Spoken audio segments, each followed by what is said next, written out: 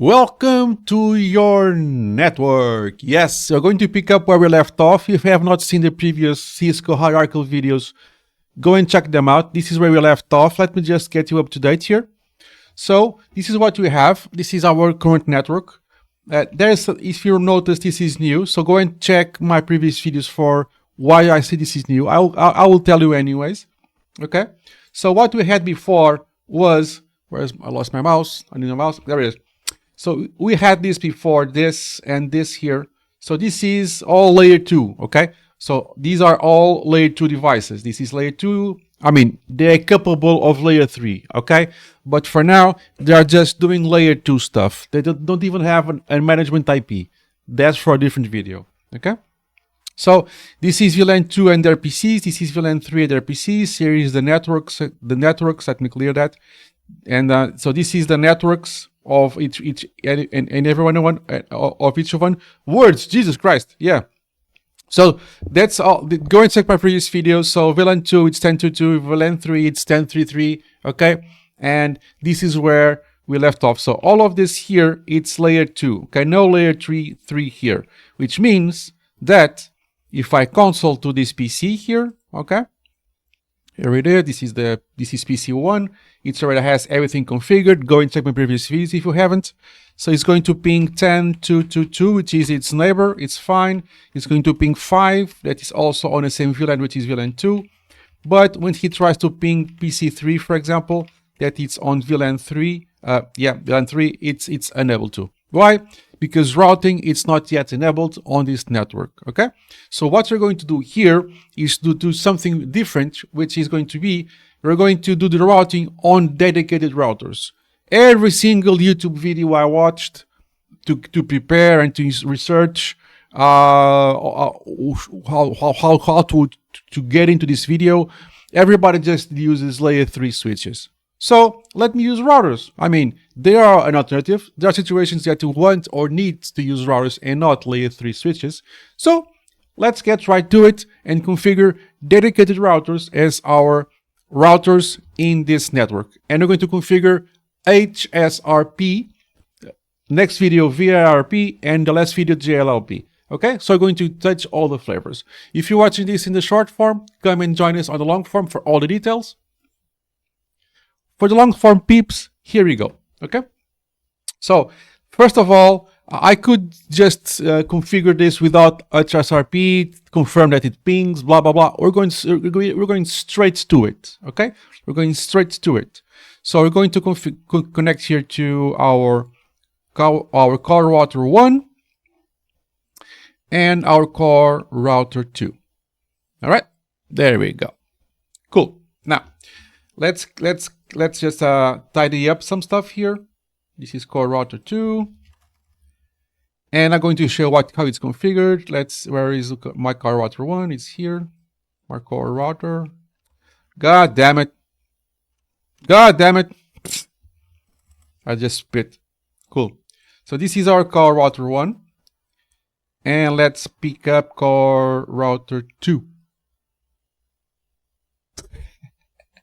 Okay. What have we done here? So let's go to the interfaces. So like the drawing shows, on our core router 2, our Ethernet 00 connects to the distribution switch 1, and our this is distribution switch 1. I have not configured yet distribution switch 2.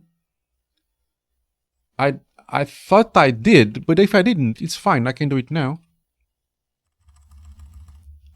Maybe I didn't. Maybe I dreamed about it. So we are only connected to distribution switch 1 for the time being. It's fine. It will work fine. HSRP will just work fine. We can do that on a different video. Okay. So let's configure our HSRP on the core routers. So okay. So let's configure this. I'm going to configure this first for VLAN 2, then for VLAN 3. So let's do this for VLAN 2. Okay, so interconf T. So we already have the trunks configured between the routers and the switches. I have shown you how to configure trunks between the routers and switches using the router on the stick technique. Go check that video out. And I'm going to interface Ethernet 0/0.2 for VLAN 2. and I'm going to put both routers at the ready.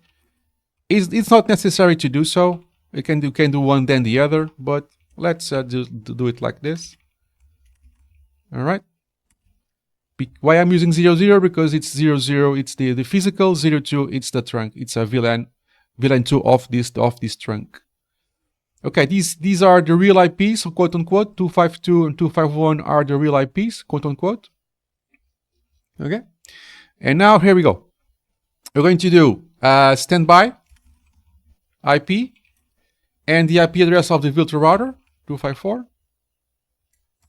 Standby I'm sorry, I mistyped this.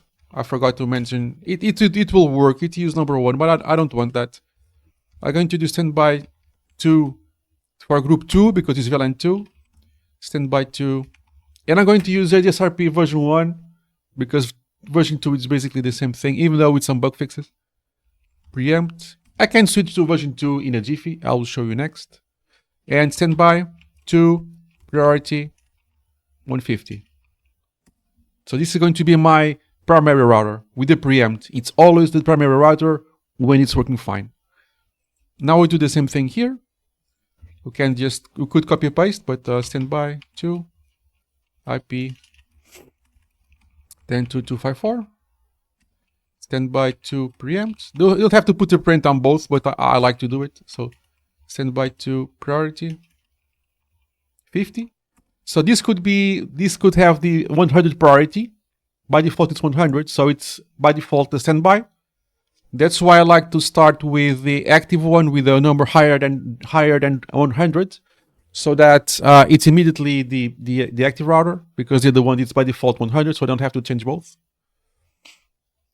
Now we wait a few moments to let HSRP decide. So show standby brief. Everything looks okay. Exit, show standby brief. There we go. They just managed to, they talk to one another and everything is okay. So these two routers are now HSRP buddies. I'm using the default timers. I don't need to change them here. So this is 150, this is 50. So this is the active, this is the standby. They have preempt enabled. So while the active is up, it's always active. Even if the active goes down, when it comes back up, it's again elected as the active. It does not stay because HSRP doesn't like to change state much. So if the active dies, this guy gets his place. When the active comes back, he does not leave it. If you have preempt, it will drop to the original active one. Cool. Everything looks fine. So let's find our router, our PC1 again. So let's try to ping Oh damn. Okay, we can connect again. It's fine.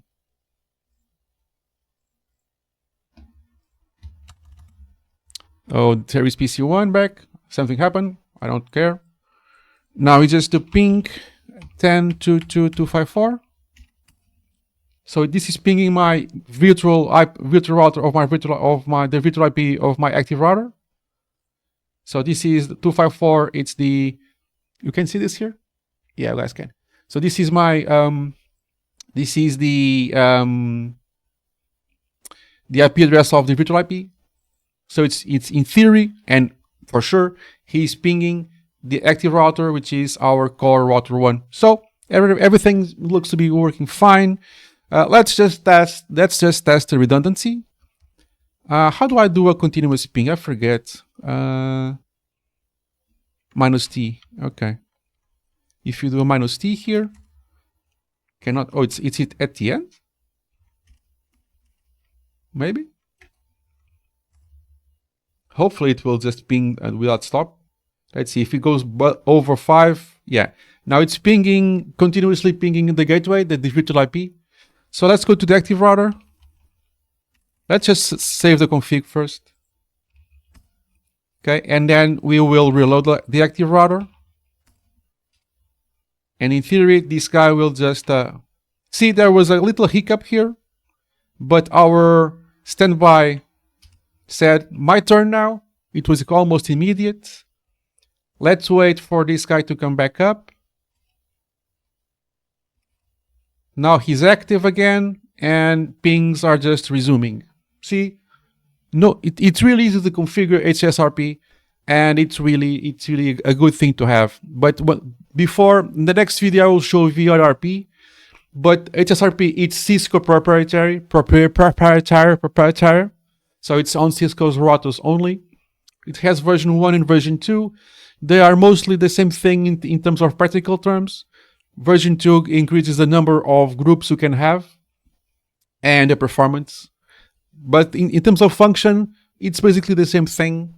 And the amount of standby, you saw that I did standby and then the number. The number of groups I can create depends on the switch itself, the iOS itself, it varies. But bare minimum 16 HSRP groups you can configure. So if you have 200 VLANs, you can only configure 16 groups. So only 16 VLANs are eligible to have HSRP unless you use a stronger version of the iOS and a stronger device. But that's just something you need to check out. It varies a lot between the iOS and the platform itself. Okay, so this guy, let him just cook here a little bit. Let's open this guy, which is on a different VLAN. So we're going to do ping 10.533.254 minus T, and he's going to fail because this is not configured yet, so it's not reachable. So we will come back to him in a second. So let's get our core router 1 and our core router 2. Now we do the same thing for VLAN 3, but we will swap. Now for VLAN 3, it's my core router 2 that is going to be the active router, so can load balance. So right now, we're going to go to interface Ethernet 0/0.3, which is the VLAN 3 interface Ethernet 0/0.3. Now for the 3 VLAN, it's going to be the number 2. So this is what's going to happen. Core router 1 will be for even VLANs. Core router 2 is going to be to odd VLANs. It's a way to do it. It's a classic. So we're going to do, okay, let's start with the active one, standby 3, 10.33254. And standby 3 IP. Standby 3 preempt. Standby 3 priority 150. Now, in theory, our PC3 should be able to ping already.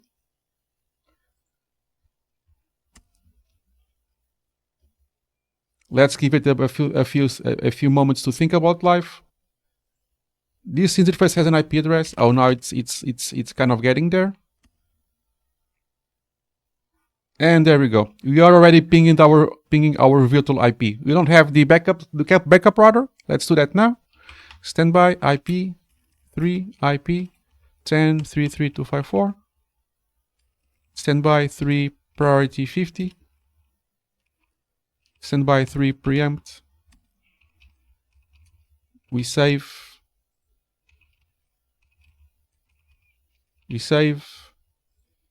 Show standby brief. Show standby brief. Let me just wet my throat with some coffee. It's really early still. And there we go. They are just getting to, hi there, how are you? Hi there, how are you? Yeah, looks fine. So there we go. So core router 1, it's our active router for even VLANs. Core router 2, it's our core router for odd VLANs. And everything looks to be fine. Let's save the configs. Cool. And now, since we will reboot core router 2, just to test probably a couple of hiccups. There we go. Immediately, he understands that. So on the LAN, these timings can be fine-tuned to be more or less aggressive. But these are very aggressive in a good way timings. So they are gonna detect immediately by default the changes, and everything's back up to normal. and things are just back on the up and up. Okay? See, it works fine. Now let's just change this to HSRP version 2. So we go to interface Ethernet 0/0.2, standby version 2, standby version 2. They will just they are just going to do their thing as 0.0.2, standby version 2, standby version 2. A little hiccup there, of course. Things are just getting redone. We just wait.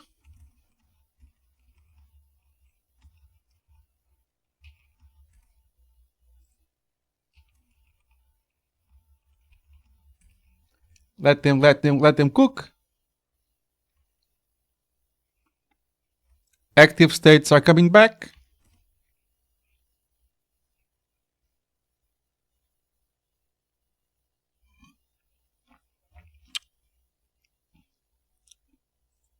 They are cooking, they are cooking.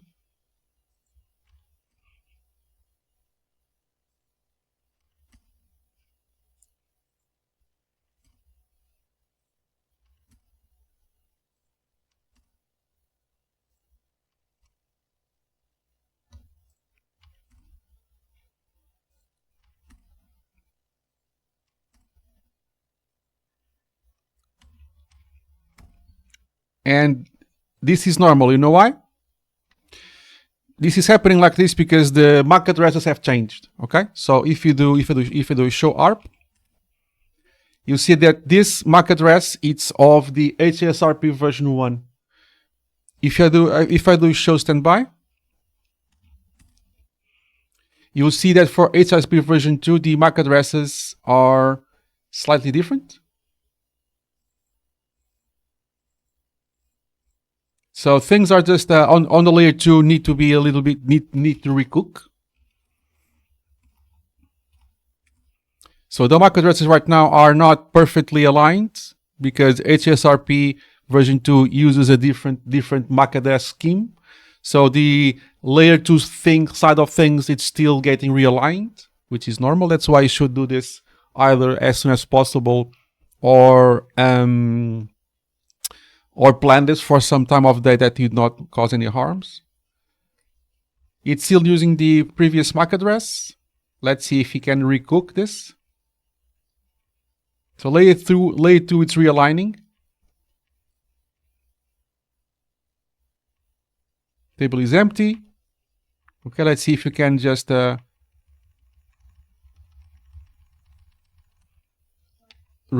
force things to happen. There we go. We now have the new MAC address going on. So the layer 2 had to kind of rearrange itself because MAC addresses of HSRP version 2 are different from the MAC addresses from HSRP version 1. Wow, I said HSRP 2 times without giggling. I failed. And yeah, so layer 2 has realigned things and we are perfectly back up and running, which means I can even ping the other side of the network, which is kind of the goal of this. So since HSRP uses different MAC addresses from HSRP version 1, layer 2 had to realign itself and now everything is back up and running. So this is how you configure HSRP version 1 and version 2 on routers. You have seen there are multiple videos on layer 3 switches. This is how you do it on routers. Like, subscribe, and hype. I will also do VRP and GLBP. And I will also, as kind of a end of the series, I'm gonna configure management on all devices because they currently don't have any management. I cannot SSH into the devices through the PCs, but that's for another video. Like, subscribe, hype, and comment, and I'll see you in the next one. Cheers, guys.